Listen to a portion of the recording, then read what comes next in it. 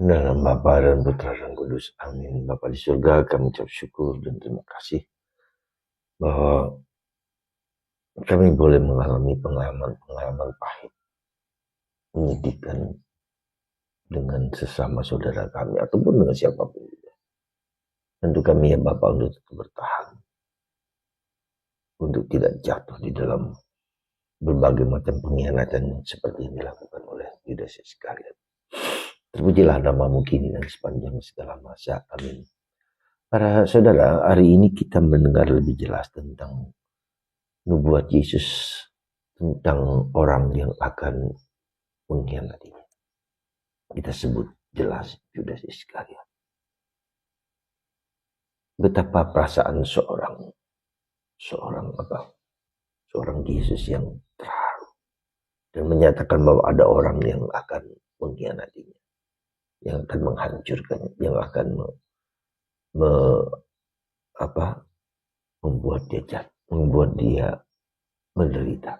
Ya. Dan itu dirasakan oleh orang yang dekat justru dengan dia. Kita sudah mengatakan kemarin bahwa Yudas adalah orang yang dekat, yang sebetulnya mencintai Yesus, sangat mencintai Yesus.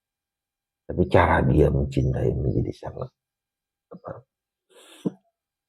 sangat tidak mudah dimengerti. Ya, dia pemegang uang dari para rasul, bendahara, dan dia menggunakan uang itu untuk kepentingan sendiri.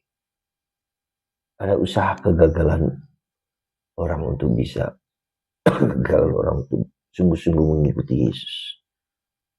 Ya. Dan itu pula yang menjadi perhatian kita, menjadi pemikiran kita. Ya. Dan kita juga sadar bahwa orang dekatlah yang justru mengkhianati kita. Dan itu menjadi suatu pelajaran berharga bagi kita supaya kita berani menanggung, menderita, berjuang supaya kita mampu dan dimampukan untuk mengikuti Yesus. Karena itu saudaraku terkasih dalam Kristus, mari kita mohon rahmat supaya kita mampu untuk bertahan dengan segala penderitaan apapun yang paling berat sekali. Yang pertama, yang kedua, kita disadarkan oleh surat atau kitab Yesaya yang mengatakan bahwa Tuhan memanggil aku sejak dari kandungan ibuku. Dan sebarkanlah kepada segala bangsa. Ya, suaraku akan didengarkan oleh segala bangsa. Artinya pewartaan Kristus harus dibagikan kepada setiap orang, kepada siapapun, segala suku, segala ras, segala situasi apapun. Dan ini penting bagi kita karena apa? Karena ketika kita menyadari penderitaan kita kembali kepada akar bahwa aku dipanggil sejak dalam kandungan ibuku. Artinya apa?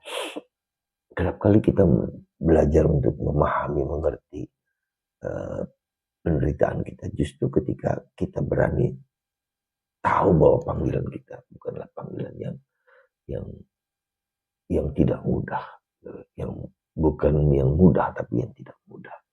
Beberapa hari yang lalu ada seorang teman yang beragama Kristen tertentu datang kepada saya dan seperti dia melihat ketidakberesan di dalam struktur gerejanya, ya. Dia mengalami kesulitan bahwa ada semacam juga korupsi di antara mereka. Pertanyaannya dia adalah mengapa Tuhan memanggil saya? Saya kenal dia sebagai orang yang baik, yang mau bertumbuh berkembang dalam iman. Tetapi kita bisa melihat bahwa dia dipanggil untuk membaharui gereja. Itu panggilan Tuhan. Jalankan, ya, dengan penuh iman, tapi juga dengan doa. Karena ini kita berhadapan dengan bukan hanya dengan secara fisik, secara kelihatan.